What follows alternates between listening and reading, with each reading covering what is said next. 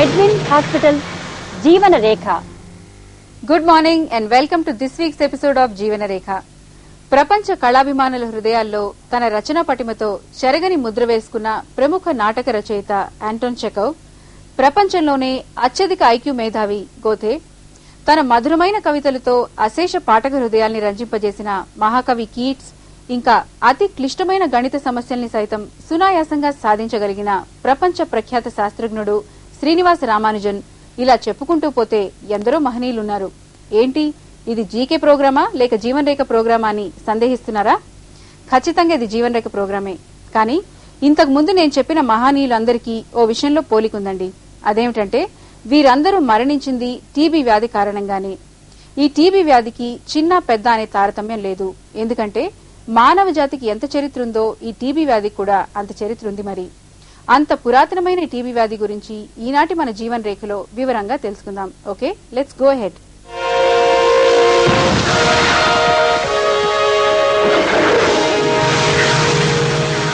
Medwin hospital Jeevana రేఖ. ఇంతకు ముందే ఇది పురాతనమైన వ్యాధి అని చెప్పుకున్నాం కదా. ఈ టీబీనే మనం క్షయవ్యాధి అని పిలుస్తుంటాం. మన వేదాల్లోనూ క్రీస్తు పూర్వం చరకుడు, సుశ్రుతుడు రాసిన గ్రంథాల్లో కూడా ఈ క్షయకు సంబంధించిన ప్రస్తావన ఉందట. అప్పటి నుంచి ఇప్పటి వరకు అనేక మందిని ఈ క్షయవ్యాధి బలి తీసుకుంది. దానికి కారణం 19వ శతాబ్దం వరకు టీబీ గురించి సరైన పరిశోధనలు జరగకపోవడమే. అయితే 1882 మార్చి 24న రాబర్ట్ కోచ్ ఈ టీబీకి కారణమైన ట్యూబర్క్యూల్ బ్యాసిలై అనే బ్యాక్టీరియాను కనుగొన్నారు. ఈ బ్యాక్టీరియా సంక్షిప్త రూపమే టీబీ. ఆ తర్వాత 60 సంవత్సరాలకు, అంటే 1940-50ల మధ్యకాలంలో ఈ టీబీకి సరైన చికిత్స ప్రారంభమైంది. ప్రపంచ వ్యాప్తంగా ఈ క్షయవ్యాధి వల్ల ప్రతి ఏటా 20 లక్షల మంది మరణిస్తున్నారు. సుమారు 5 నుంచి 6 కోట్ల మందికి ఈ టీబీ ఇన్ఫెక్షన్ సోకుతోంది. ఈ కారణంగానే 1993లో ప్రపంచ ఆరోగ్య సంస్థ క్షయవ్యాధిని గ్లోబల్ ఎమర్జెన్సీగా ప్రకటించింది. అతి సాధారణమైపోయిన ఇంతటి ప్రమాదకరమైన క్షయవ్యాధి గురించి ఇప్పుడు తెలుసుకుందాం.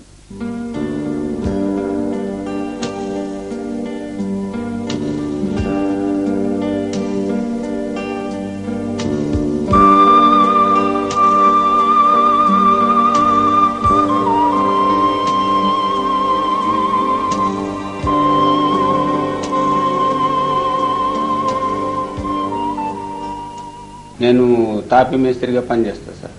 నాకు 7 సంవత్సరాల క్రితం దగ్గు, జ్వరము ఇట్లా వస్తున్నాయి సార్. ఏమైందంటే డాక్టర్ దగ్గరికి వెళ్ళిన, రక్తం కూడా పడుతుండే. అప్పుడు డాక్టర్ ఉండి టీబీ నువ్వు 6 నెలలు వాడాలి, కంటిన్యూ వాడాలి, మందులు బంద్ చేయకూడదు అని చెప్పింది సార్. సరే అని వాడినా సార్. 1 నెల 2 నెలలు వాటాలకు తగ్గినట్లు అనిపించింది సార్. తగ్గినట్లు అనిపిస్తే ఇంకా తగ్గింది కదా, ఇది నన్నేం చేస్తుంది అన్నట్లు ఇంకా బీడీలు, సిగరెట్లు అన్ని, మందు కూడా మాకు కళ్ళు, మా ఊళ్ళో కళ్ళు దొరుకుతుంది సార్, అన్ని తాగినా సార్. తాగినాక మళ్ళా 6 నెలలు అయినాక మళ్ళా పట్లాకైంది సార్. స్టోన్ కటింగ్ పనికి వెళ్ళాను, పని చేస్తున్నాను సార్. పని చేస్తుంటే సడన్గా ఏమైందంటే అన్నం తిందామని కాలు చేతులు కడుక్కొని పోయాను. కళ్ళు తిరిగినాయి. కళ్ళు తిరిగిన తర్వాత అక్కడే తల పట్టుకొని కూర్చున్నాను. కూర్చోగానే కొద్దిగా బ్లడ్ పడ్డది. కొద్దిగా బ్లడ్ పడగానే మళ్ళీ సడన్గా హాస్పిటల్ వెళ్ళాను. హాస్పిటల్ పోతే ఎక్స్రే తీసుకోమని చెప్పారు. బీడీలు తాగుతాను, నెక్స్ట్ గుట్కాలు 2 తింటాను. ఈ పేషెంట్ పేరు గోపాలకృష్ణ, లారీ డ్రైవర్, పెళ్లి అయి 3 పిల్లలు ఉన్నారు. తప్పు అలవాట్లు పడేసి ఆయనకు HIV ఎయిడ్స్ వచ్చేసి స్ప్యూటమ్ పాజిటివ్ టీబీ కూడా ఆయనకు జబ్బు వచ్చేసింది. ఇప్పుడు టీబీ గురించి ఆయన ట్రీట్మెంట్ తీసుకుంటున్నాడు. ఇంకా కొన్ని రోజులు he might recover. Like we are trying to make him recover. ఒక్క ఇంట్లో 4 సంసారం చేసుకుంటున్నాం. ఇగో ఈ బాత్రూమ్ లో ఎట్లా ఉన్నాయి చూసుకో. ఇది అందులోకించి ఇగో మొత్తం చెత్త గుండి గిత్త కొట్ట మొత్తం ఇది అట్లా ఉంది. ఇది ఇళ్ళకించి మొత్తం బిమారు వస్తున్నాయి. ఇది మరి ఈ క్షయవ్యాధి ఎలాంటి వారికి వస్తుంది? చిన్న, పెద్ద, ఆడ, మగ లాంటి తేడాలు ఏమైనా ఈ వ్యాధికి ఉన్నాయేమో తెలుసుకుందాం. ట్యూబర్క్యులోసిస్ అంటే క్షయవ్యాధి.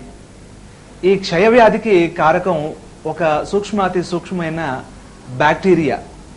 దీన్ని మైకోబాక్టీరియం ట్యూబర్క్యులోసిస్ అని అంటాం. ఈ మైకోబాక్టీరియం ట్యూబర్క్యులోసిస్ అనే బ్యాక్టీరియాని సుమారు 100 సంవత్సరాల క్రితం రాబర్ట్ కాక్ అనే శాస్త్రవేత్త కనిపెట్టారు. అయినప్పటికీ నేటికి కూడాను ఈ బ్యాక్టీరియా వల్ల అనేక మంది వ్యాధిగ్రస్తులు అవుతున్నారు. ఈ వ్యాధి సమాజంలో ఎంత తీవ్రంగా ఉందంటే సుమారుగా ఏటా 40-50 లక్షల మంది మరణానికి ఈ వ్యాధి వల్ల గురవుతూ ఉన్నారు. సాధారణంగా వ్యాధి నిరోధక శక్తి బాగా తక్కువగా ఉన్న వారిలో ఈ క్షయవ్యాధి వచ్చే అవకాశం ఉంది. అయితే ఈ వ్యాధి నిరోధక శక్తి బాగా తగ్గిన వారు ఎవరంటే బాగా సన్నగా ఉండడం, పోషకాహార పదార్థాలు సరిగా తీసుకునే వారిలోను, లేదా షుగర్ వ్యాధి కానీ, లేదా దీర్ఘకాలికంగా ఏదైనా వ్యాధులు అంటే గుండె జబ్బులకు సంబంధించింది కానీ, లేదా కిడ్నీ జబ్బులకు సంబంధించి రీనల్ ఫెయిల్యూర్, లేదా హార్ట్ ఫెయిల్యూర్, లేదా క్యాన్సర్ కానీ, లేదా క్యాన్సర్కి సంబంధించినటువంటి వివిధ రకాల మందులు వాడుతున్న వారు కానీ, రేడియేషన్ తీసుకుంటున్న వారు కానీ, వీరందరిలో క్షయవ్యాధి వచ్చే అవకాశాలు ఎక్కువగా ఉన్నాయి. అయితే వీరిలోనే కాకుండా సాధారణంగా మనం చూస్తుంది ఏమిటంటే ఈ పొగ తాగే వారిలో, స్మోకింగ్ చేస్తున్న వారిలో, అంటే అది బీడీ కానివ్వండి, చుట్ట కానివ్వండి, లేదా సిగరెట్ కానివ్వండి, ఏ రకంగా పొగ తాగినా కూడాను వారి ఊపిరితిత్తులు బాగా దెబ్బతింటూ ఉంటాయి. కాబట్టి ఇలాగా స్మోకింగ్ చేస్తున్న వారిలో క్షయవ్యాధి బాగా వచ్చే అవకాశం ఉంది. ఇదే కాకుండా తరచుగా ఆల్కహాల్ తీసుకునే వారిలో కూడా రోగ నిరోధక శక్తి బాగా తగ్గిపోయి ఉంటుంది. కాబట్టి ఈ ఆల్కహాల్ తీసుకునే వారిలో కూడాను, అలాగే కొన్ని మత్తు పదార్థాలకి అంటే ఇంజెక్షన్ల రూపంలో కానీ, టాబ్లెట్ల రూపంలో కానీ మత్తు పదార్థాలకి అలవాటు పడిన వారిలో కూడాను ఈ ట్యూబర్క్లోసిస్ వ్యాధి వచ్చే అవకాశం చాలా ఎక్కువగా ఉంది. కొంతమందిలో వ్యాధి నిరోధక శక్తి బాగా తక్కువగా ఉన్నప్పుడు ఈ క్రిములు అవి బాగా పెరిగిపోయి ఊపిరితిత్తుల్లో అవి అక్కడి నుంచి లింఫ్ గ్లాండ్స్ లో కానీ, లేదా రక్తం ద్వారా వివిధ అవయవాల్లో కానీ వెళ్ళిపోయి అది ఊపిరితిత్తుల్లో జబ్బు అంటే నిమోనియా, లేదా క్యావిటరీ ట్యూబర్క్లోసిస్, లేదా రక్తం ద్వారా వివిధ అవయవాల్లోకి వెళ్ళినప్పుడు అది వివిధ అవయవాల్లో పేర్కొని పోయి, ఉదాహరణకి మెదడుకి ఇది వ్యాపించినట్లయితే అక్కడ ఆ సూక్ష్మ క్రిములు చేరి టీబీ మెనింజైటిస్ అనే వ్యాధి కలిగజేస్తుంటుంది. అలాగే ఈ కడుపులో చిన్న పేవు కానీ, పెద్ద పేవు కానీ వీటిలో చేరినప్పుడు కూడాను ఈ ట్యూబర్క్లోసిస్ ఆఫ్ ది ఇంటెస్టైన్స్ అంటాం, ఇక్కడ కూడాను ట్యూబర్క్లోసిస్ వచ్చే అవకాశం ఉంది. అలాగే కిడ్నీకి సంబంధించిన జబ్బులు అంటే ట్యూబర్క్లోసిస్ జబ్బు కిడ్నీ కూడాను రావచ్చు. అలాగే గర్భాశయానికి కానీ, ఎముకలకి, జాయింట్స్ కూడా ఈ వ్యాధి వచ్చే అవకాశం ఉంది. అయితే ఒక్కోసారి మామూలుగా ఛాతీ ఎక్స్రే వేరే ఏ కారణం కొరకైనా తీసినట్లయితే సాధారణంగా టీబీ అదివరకే వచ్చినట్లుగా ఈ లింఫ్ గ్లాండ్స్ ఎన్లార్జ్ అయిపోవడం కానీ, లేదా కాల్సిఫికేషన్ అంటాం, అంటే రాళ్ల మాదిరిగా తెల్లగా అయిపోవడం, అలాగే ఊపిరితిత్తుల్లో కూడాను తెల్లని మచ్చలు కనిపిస్తూ ఉంటాయి. దీనికి కారణం ఏంటంటే అదివరకే అంటే చిన్న ప్రాయంలో ఊపిరితిత్తుల్లో టీబీ వ్యాధి వచ్చి అది దానంతట అదే వ్యాధి నిరోధక శక్తిని బట్టి తగ్గిపోయి ఉండొచ్చు అని మనం చెప్పుకుంటాం. మన శరీరంలో వ్యాధి ఉందా లేదా అని తెలుసుకోవడానికి ఒకే ఒక మార్గం ఉందండి. అది వ్యాధి లక్షణాలను గురించి తెలుసుకోవడం. ప్రతి వ్యాధికి కొన్ని లక్షణాలు ఉన్నట్లే క్షయ వ్యాధికి కూడా ఉన్నాయి. అవేమిటో ఇప్పుడు చూద్దాం. క్షయ వ్యాధి వల్ల వచ్చే లక్షణాలు ఏ అవయవంలో ఈ వ్యాధి వస్తుందో దాన్ని బట్టి ఉంటాయి. సాధారణంగా క్షయవ్యాధి ఊపిరితిత్తుల్లో వస్తుంటుంది. సుమారుగా 60-70% మంది జనాభాలో టీబీ ఉన్న వ్యాధిగ్రస్తులను చూసినట్లయితే ఇది ఎక్కువగా ఊపిరితిత్తుల్లో వచ్చినట్లుగా చూస్తూ ఉంటాం. తర్వాతగా ఇది జాయింట్స్ లేదా బోన్స్ కానీ, లేదా ఈ జీర్ణాశయంలో అంటే పెద్ద పేవు కానీ, చిన్న పేవు కానీ వీటిలో వచ్చే అవకాశం ఉంది. అలాగే గర్భాశయంలో ఫాలోపియన్ ట్యూబ్స్ కి సంబంధించి కూడాను ట్యూబర్క్లోసిస్ వస్తూ ఉంటుంది. ఈ అవయవాలను బట్టి వాటి లక్షణాలు ఉంటాయి. సాధారణంగా వచ్చే ఊపిరితిత్తుల వ్యాధుల్లో దగ్గుతో పాటు కఫం రావడం, తర్వాత కఫంలోనే కొద్దిగా రక్తం, వ్యాధి కొద్దిగా ఉన్నప్పుడు కొద్దిగా రక్తం రావడం, కాస్త వ్యాధి పెరిగితే అంటే కన్నాలు కనుక ఊపిరితిత్తులో పడితే అంటే దాన్ని క్యావిటరీ ట్యూబర్క్లోసిస్ అంటాం. ఇలాంటి సమయంలో రక్తం గడ్డలుగా ఎక్కువే పడవచ్చు. ఇదే కాకుండా చాలా మందిలో జ్వరం ఉంటుంది.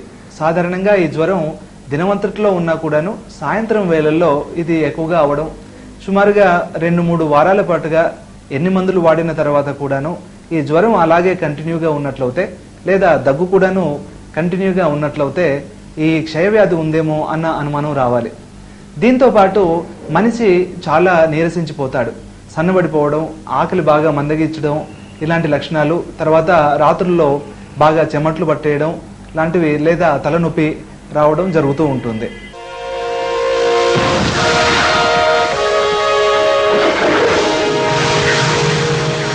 మెడ్విన్ హాస్పిటల్ జీవన రేఖ. నాకు మనవడు పుట్టాడా? ఏమిటి హార్ట్ ప్రాబ్లమా? ఆపరేషన్ ఏమిటా నువ్వు అనేది?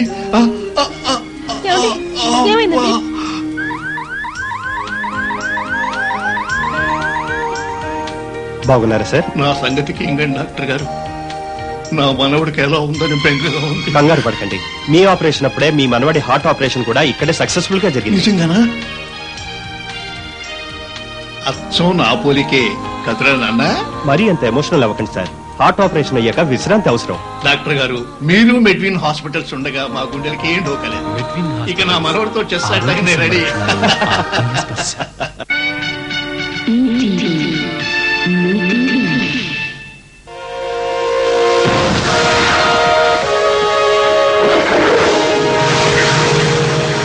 మెడ్విన్ హాస్పిటల్ జీవన రేఖ. మరో ముఖ్య విషయం ఏమిటంటే స్త్రీలలో పిల్లలు పుట్టకపోవడానికి గల కారణాల్లో గర్భాశయానికి టీబీ రావడం కూడా ఒకటంటున్నారు వైద్య నిపుణులు.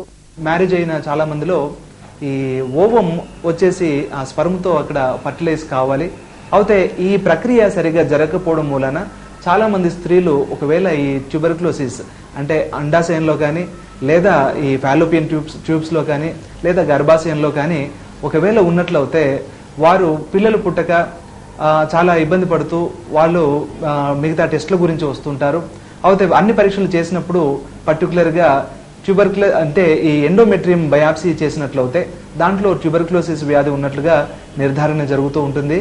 అయితే ఇలాంటి కేసులు చాలా మందిలో కూడాను అదివరకే ఊపిరితిత్తుల్లో ట్యూబర్క్లోసిస్ వచ్చిపోయిన దాఖలా చాలా మందిలో చెప్తూ ఉంటారు. క్షయ వ్యాధిని ఎలా గుర్తిస్తారు? ఈ ప్రశ్నకు కూడా టీబీ సోకిన అవయవాన్ని బట్టి సమాధానం చెప్పవలసి ఉంటుంది. కఫం పరీక్ష చేయడం, ఛాతీ ఎక్స్రేని విశ్లేషించడం, బయాప్సీ తీయడం ఇలా రకరకాల పరీక్షా పద్ధతుల ద్వారా రోగ నిర్ధారణ చేస్తారు. అయితే ఏ ఏ పద్ధతులు ఏ ఏ అవయవాల విషయంలో ఉపయోగిస్తారో వివరంగా తెలుసుకుందాం. క్షయ వ్యాధిని నిర్ధారించడానికి కఫం పరీక్ష చాలా ముఖ్యమైనది. ఈ కఫం పంపించేప్పుడు ముఖ్యమైన విషయాలు గమనించాలి. ఏమిటంటే సాధారణంగా ఉదయం లేవగానే మొహం గడిగి అంటే నోటిని నీళ్ళతో పుక్కిలించి ఉమ్మించేసి అంటే పేస్టు లాంటివి ఏవి వాడకుండానే దగ్గు బాగా దగ్గేసి కఫం బాగా తీసి చిక్కగా ఉన్న కఫాన్ని మాత్రమే ఈ టీబీ బ్యాక్టీరియాను కనుక్కోవడానికి ల్యాబ్కి పంపించాల్సి ఉంటుంది. ఇలాగా వరుసగా 3 రోజులు పంపించినట్లయితే మనం టీబీ వ్యాధిగ్రస్తుడికి వ్యాధి ఉందో లేదో సుమారుగా 89% మనం వ్యాధి నిర్ధారించడానికి వీలవుతుంది. మరికొంతమందిలో ఈ కఫం ఏమీ రాకుండా ఉండొచ్చు, దగ్గు మాత్రమే పొడి దగ్గు మాత్రమే ఉండొచ్చు. వారిలో వ్యాధి నిర్ధారించాలంటే ఒక్కోసారి బ్రాంకోస్కోపీ అనే ఈ ఎండోస్కోపీ పరికరం ద్వారా ముక్కు గుండా ఊపిరితిత్తుల్లోకి ఈ ట్యూబ్ను పంపించేసి అక్కడ ఈ సీక్రెషన్స్ అన్నిటిని కూడా తీసి ల్యాబ్కి టెస్ట్కు పంపించాల్సి ఉంటుంది. అక్కడ ఈ సూక్ష్మదర్శిని ద్వారా ఈ టీబీ బ్యాక్టీరియా ఈ వాషింగ్స్ లో ఉన్నాయో లేవో తెలుసుకోవడం, దాన్ని బట్టి వ్యాధి నిర్ధారించడానికి వీలవుతుంది. కొంతమందిలో ఈ దగ్గు కఫం ఏమీ లేకుండా ఊపిరితిత్తుల్లో డిఫ్యూజ్ డిసీజ్ అంటే మిలియరీ ట్యూబర్క్లోసిస్ అంటాం, చిన్న చిన్న మచ్చలు ఊపిరితిత్తులంతా కూడా పేరుకొని పోయి ఉంటాయి. అయితే ఇలాంటి వారికి మనం ట్రాన్స్ బ్రాంకియల్ లంగ్ బయాప్సీ అనే ఈ బయాప్సీ ముక్క ఊపిరితిత్తుల గుండా ఈ లోకల్ అనెస్థీషియాలోనే ఈ బ్రాంకోస్కోపీ ద్వారా మనం చేయడానికి వీలవుతుంది. దాని ద్వారా ఇది హిస్టోపెథాలజీకి పంపించినట్లయితే దాంట్లో ట్యూబర్క్లోసిస్ ఉన్నట్లుగా మనం గుర్తించడానికి వీలవుతుంది. అయితే చాలా మందిలో ఈ లక్షణాలు టీబీ లక్షణాలు ఉన్నా కూడాను వ్యాధిని నిర్ధారించడం కష్టం అవుతుంది. కాబట్టి ఈ కఫం పరీక్ష కాకుండా ఎక్స్రే, ఛాతీ ఎక్స్రే ముఖ్యంగా తీయాల్సి ఉంటుంది. అయితే ఈ ఛాతీ ఎక్స్రేలో తెల్ల తెల్ల మచ్చలు ఈ ఊపిరితిత్తులో కనిపించడం, ఒక్కోసారి ఇవి రాను రాను పెరిగిపోవడం, తర్వాత మధ్య భాగంలో కన్నాల్లాగా పడడం అంటే క్యావిటరీ ట్యూబర్క్లోసిస్ అంటాం.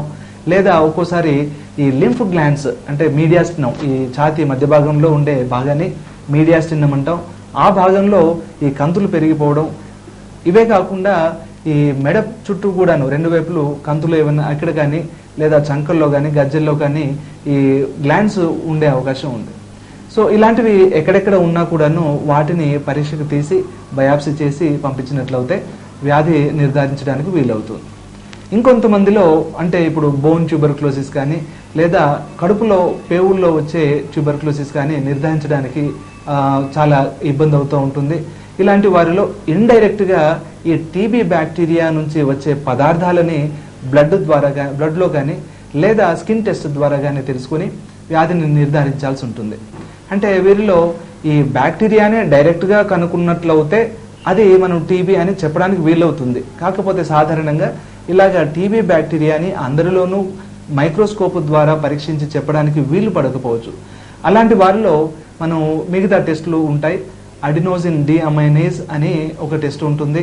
అంటే శరీరంలో ఏ అవయవంలో కానీ నీరు చేరినప్పుడు అది కడుపులో కానివ్వండి లేదా ఊపిరితిత్తుల్లో ప్లూరల్ క్యావిటీల్లో కానివ్వండి ఈ మెదడులో ఉండే ఈ సిఎస్ఎఫ్ ఫ్లూయిడ్ కానివ్వండి ఇలాంటి వాటిలో మనకు ఈ ఫ్లూయిడ్ ఉన్నప్పుడు ఈ బ్యాక్టీరియా వల్ల వచ్చే ఉత్పత్తులు అంటే ఈ రసాయన క్రియల వల్ల వచ్చే ఉత్పత్తులు ఏమైనా ఉన్నాయా లేవా అనే దాన్ని బట్టి వ్యాధి నిర్ధారించడానికి వీలవుతుంది. ఇదే కాకుండా సాధారణంగా చాలా మంది మాంటో టెస్ట్ అని చేస్తూ ఉంటారు. దీంట్లో ఏమిటంటే ఈ స్కిన్ టెస్ట్ అనమాట. ఇది 2 రోజుల తర్వాత ఒకవేళ వ్యాధిగ్రస్తుడు వ్యాధి ఉన్నట్లయితే అది ఆ స్కిన్ రియాక్షన్ చాలా పెద్దగా అవ్వడం అది మోర్ దాన్ 10 to 12 millimeters ఒకవేళ ఉన్నట్లయితే అది వ్యాధి ఉన్నట్లుగా మనం పరిగణనలోకి తీసుకోవాల్సి ఉంటుంది. కాకపోతే ఈ టెస్ట్ మాత్రమే పూర్తిగా వ్యాధిని నిర్ధారించేటందుకు వీలు కాదు. కాబట్టి లక్షణాలన్నీ ఉన్న వారిలో మిగతా ఏ జబ్బు లేదు అని అనుకున్న వారిలో ఒకవేళ ఇలాంటి పాజిటివ్ టెస్ట్ ఉంటే సాధారణంగా వీరిలో క్షయ వ్యాధి ఉందేమో అన్న అనుమానం కలగడం సహజం. టీబీని ప్రస్తుతం పూర్తిగా నయం చేయవచ్చు. అనేక పరిశోధనల కారణంగా చక్కటి ఫలితాలనిచ్చే మందులు అందుబాటులో ఉన్నాయి. అయితే టీబీకి చేసే చికిత్స పద్ధతులు ఉపయోగించే మందులు కూడా వ్యాధి సోకిన అవయవాలను బట్టి ఆధారపడి ఉంటాయంటున్నారు. ఊపిరితిత్తుల్లోనే కాదు ఏ ఇతర అవయవంలో ఈ వ్యాధి వచ్చినా కూడాను సుమారుగా 6 నెలల క్రమం తప్పకుండా ఈ టీబీ ట్రీట్మెంట్ తీసుకుంటే సరిపోతుంది. అయితే అందరిలో కూడాను ఈ 6 నెలల ట్రీట్మెంట్ సరిపోతుందని చెప్పడానికి వీల్లేదు. కొంతమందిలో వారి లక్షణాలు ఒకవేళ పూర్తిగా తగ్గనట్లయితే లేదా కాంప్లికేషన్స్ ఏమన్నా ఉన్నట్లయితే ముఖ్యంగా ఈ టీబీ మెనింజైటిస్ అంటే క్షయవ్యాధి మెదడుకు వచ్చినప్పుడు లేదా బోన్ ట్యూబర్క్లోసిస్ లేదా జాయింట్ ట్యూబర్క్లోసిస్ ఇదే కాకుండా మూత్రపిండాలకు కానీ గర్భాశయానికి కానీ వచ్చిన ట్యూబర్క్లోసిస్కి ఎక్కువ రోజులు అంటే సుమారుగా సంవత్సరం ఒక్కోసారి సంవత్సరంన్నర పాటుగా ఈ మందులు వాడాల్సి ఉంటుంది. క్షయ వ్యాధికి చికిత్స కూడా దీర్ఘకాలికం, పైగా ఎక్కువ ఖర్చుతో కూడుకున్నది కావడం వల్ల కేంద్ర రాష్ట్ర ప్రభుత్వాలు కూడా తమకు చేతనైనంత చేయూతను అందిస్తున్నాయి. Every minute 1000 people die every day and every minute a person dies of tuberculosis. ఒక నిమిషానికి ఒక క్షయవ్యాధి పేషెంట్ చచ్చిపోతుంటాడు త్రూ అవుట్ ది ఇండియాలో. అంటే మీరు అర్థం చేసుకోండి క్షయవ్యాధి ఎంత భయంకరమైంది. దీన్ని అరికట్టకపోతే ఈ రోజు కాకుండా ముందుకు ఇది ఒక పెద్ద అనకొండ లాగా తయారై మానవ ప్రపంచాన్ని మింగేస్తుందని నా అభిప్రాయం అండి. టీబీ ముఖ్యంగా బీదవాళ్ళలో వస్తుందండి. బీదవాళ్ళంటే వాళ్ళకి మల్న్యూట్రిషన్ రావడం వలన మల్న్యూట్రిషన్ ఉండడం వలన వాళ్ళకి సరి అయిన పోషక పదార్థాలు లభించకపోవడం వలన ఓవర్ క్రౌడింగ్ అంటే ఇళ్ళు స్లమ్స్లో ఉన్న వాళ్ళకి ఎక్కడైతే క్రౌడింగ్గా ఉంటుందో ఇళ్ళు కట్టుకోవడం ఒక ఇంట్లో 10 మంది ఉండడం వలన వీళ్ళందరూ ఊరికే వాళ్ళకి జబ్బు ఉంటే 10 మందికి ఇన్ఫెక్షన్ రావడానికి స్కోప్ ఉంటుంది. రెండోది. మూడోది ఏంటంటే ఎడ్యుకేషన్ లేదు. ఎడ్యుకేషన్ లేకపోవడం వలన సరి అయిన అవగాహన లేదు ఈ జబ్బు గురించి. కొత్తగా ఈ RNTCP ప్రోగ్రాం వలన వీళ్ళకి ప్రభుత్వము సరి అయిన మందులు ఇవ్వడానికి చాలా ప్రయత్నం చేస్తుంది. ప్రతి 5 కిలోమీటర్ల రేంజ్లో వీళ్ళకి ఒక డాట్ సెంటర్ అని ఓపెన్ చేస్తున్నారండి. ఇప్పుడు ఈ డాట్ సెంటర్ ద్వారా వీళ్ళకి వీళ్ళ కప్పము టెస్ట్ చేసి వాళ్ళకి స్ఫుటం పాజిటివ్ నెగిటివ్ అయితే dots direct observation short course therapy అంటారనమాట. అంటే ఇది ముందు డ్రగ్స్ ఇచ్చినా కూడా వీళ్ళు వేసుకోకుండా ఉండేదన్నమాట పేషెంట్లు. అందువలన కూడా కొంచెం వరకు ఈ national tuberculosis control programme fail అయిందనమాట. అందుకని అలా ఉండకుండా సూపర్వైజ్డ్ కీమోథెరపీ అంటే ఏంటి, డైరెక్ట్గా పేషెంట్లు తింటున్నారా లేదా వీళ్ళు వెరిఫై చేసుకొని ఆ మందులను మింగిస్తారనమాట. పేషెంట్లని మింగించడం వలన మనకు డెఫినెట్గా పేషెంట్ మందులు తింటున్నట్టు మనకు తెలుస్తుంది. వారానికి 3 రోజులు వాళ్ళని మనం ఫస్ట్ 2 నెలలు వారానికి 3 రోజులు మనం వాళ్ళని డాట్స్ థెరపీకి రమ్మంటాము. వాళ్ళకి మందులు మనం డైరెక్ట్గా వాళ్ళకి మనం ముందే వేసుకోమంటాము. వాళ్ళు వేసుకుంటారు, సిస్టర్ ఇస్తుంది, మందులు వేసుకుంటారు. చూసిన తర్వాత కార్డులో ఎంట్రీ చేసుకుంటాము. మళ్ళీ ఈ 2 నెలల తర్వాత first every week off the Monday రోజు వాళ్ళని రమ్మని 3 days ఇన్ వీక్ వస్తారు. అప్పుడు ఒక 1 day మాత్రమే రమ్మంటాము. ఆ వచ్చిన రోజు వీళ్ళకి డైరెక్ట్గా ఆ బాక్స్ పూర్తిగా వారం రోజుకు సరిపోయే బాక్స్ ఇచ్చేసి మండే మనం డైరెక్ట్గా చూసి వాళ్ళకి మందులు వేసిస్తాం అనమాట. ఏ పేషెంట్ వచ్చినా డైరెక్ట్ అడ్మిషన్ ఇస్తాను. వాళ్ళకి జబ్బు నయం వరకు మనం పెట్టుకోవడానికి కూడా మనము వెనకాడటం లేదు. వాళ్ళకి 2 months drugs, 2 months intensive face treatment కోసం పూర్తిగా మందులు అందజేస్తున్నాము. ఈ ఇచ్చిన తర్వాత కూడా వాళ్ళు ఎక్కడికి వెళ్ళాలి, ఏం చేయాలి అనేది పూర్తిగా వాళ్ళకి కార్డు మీద రాసిస్తాము. వాళ్ళకి ఎక్స్ప్లెయిన్ చేస్తాం, నీ జబ్బు టీబీ, ఇది నయమవుతుంది, దీనికి మందులు వాడాలి, ఇన్ని రోజులు తింటేనే మీకు ఈ జబ్బు నయమవుతుంది, దీన్ని అశ్రద్ధ చేయకూడదు అని వాళ్ళకి మరీ చెప్పి వాళ్ళని డిశ్చార్జ్ చేస్తాం. క్షయ వ్యాధి పూర్తిగా నయం చేయగలిగేదే అయినా ఇది మనుషుల్ని పట్టి పీడించే భయంకరమైన వ్యాధి అన్న విషయం మాత్రం మర్చిపోకూడదు. టీబీని నివారించడానికి తగిన జాగ్రత్తలు, వైద్యుల సూచనలు తప్పకుండా పాటించాలి. ఒకటండి, న్యూట్రిషన్ బాగా, పోషక పదార్థాలు మంచిగా బ్యాలెన్స్డ్ డైట్ తినాలండి. మంచి గాలి, మంచి ఎండ అన్నీ ఉన్న స్థలంలో మనం ఇల్లు కట్టుకోవాలి. అక్కడ ఉంటే మనకు జబ్బులు రావడానికి తక్కువ ఆస్కారం ఉంటుంది. ఎక్కడ పడితే అక్కడ ఉమ్మేయకూడదండి. ఎందుకంటే దాంట్లో ఉమ్మిలో క్రిములు ఉంటాయి. ఈ క్రిములు అందరికీ రావు. దగ్గు వచ్చినప్పుడు గుడ్డ అడ్డ పెట్టుకోవాలండి. ఎక్కడ పడితే అక్కడ ఓపెన్ గా దగ్గడం వలన ఆ తుంపర్లు బయటికి గాలిలోకి చేరి వేరే వాళ్ళకి గాలి పీల్చినప్పుడు ఉంది. చిన్నపిల్లలు కానీ వృద్ధులు కానీ ఎవరైనా ఉన్నట్టయితే ఈ జబ్బు వచ్చిన వాళ్ళ దగ్గరగా ఉండి తిరగడం మంచిది కాదు. ఎందుకంటే కొంచెం దూరంగానే ఉండి అయినంత వరకు గుడ్డ పెట్టుకొని ఎక్కడ పడితే అక్కడ ఉమ్మడం కానీ ఉమ్మి వేయటం కానీ చేయకూడదు. మనలో ఎవరైనా ఎప్పుడైనా మానసిక సమస్యలకు గురి కావచ్చు. ముఖ్యంగా మహిళలు ఎక్కువగా గురవుతుంటారు. అక్టోబర్ 10వ తేదీన ప్రపంచవ్యాప్తంగా మానసిక ఆరోగ్య దినోత్సవాన్ని జరుపుకుంటున్నాం. ఈ సందర్భంగా చాలా సభలు, సమావేశాలు నిర్వహించడం, అనేక కార్యక్రమాల్ని చేపట్టడం జరిగింది. మానసిక సమస్యల గురించి చర్చించి పరిష్కారాలు వెతికే ప్రయత్నాలు కూడా జరిగాయి. ప్రతి మనిషి ఏదో ఒక సందర్భంలో మానసిక సమస్యకు గురయ్యే అవకాశం ఉంది. అయితే చాలా మంది అతి తొందరగానే ఈ సమస్య నుంచి బయటపడగలుగుతారు. కానీ కొంతమంది మానసిక అనారోగ్యానికి గురవుతుంటారు. మన దేశంలో సుమారు 50 మిలియన్ల మంది తీవ్రమైన ఒత్తిడి, మతిభ్రమణం లాంటి అనేక రకాల మానసిక రుగ్మతలతో బాధపడుతున్నట్లు వివిధ సర్వేల్లో తేలింది. వీరిలో 6 నుంచి 35% మందికి వైద్య సహాయం తప్పనిసరి అవుతోంది. ఇందులో యువకులు, పిల్లల శాతం ఎక్కువగా ఉంది. ప్రతి 5 పిల్లల్లో ఒకరు మానసికమైన అనారోగ్యంతో బాధపడుతున్నట్లు తెలుస్తోంది. My mother is only my best friend. So మా ఫీలింగ్స్, బట్ వెన్నెవర్ ఎప్పుడైనా కానీ మానసిక టెన్షన్స్ గురైతే మనం వేరే వాళ్ళతో షేర్ చేసుకుంటే నేను అనుకుంటాను మెంటల్ టెన్షన్ కొంచెం తక్కువ అవుతుందని అనుకుంటా. కడుక్కోవడం నాకు చాలా అది హ్యాబిట్ లాగా అయిపోయింది. Psychology it is called as OCD, obsessive compulsive disorder. చేసిన పనే ఇంట్లో 10 సార్లు బండలు తుడచడము, అంత క్లీన్ గా ఉండాలి.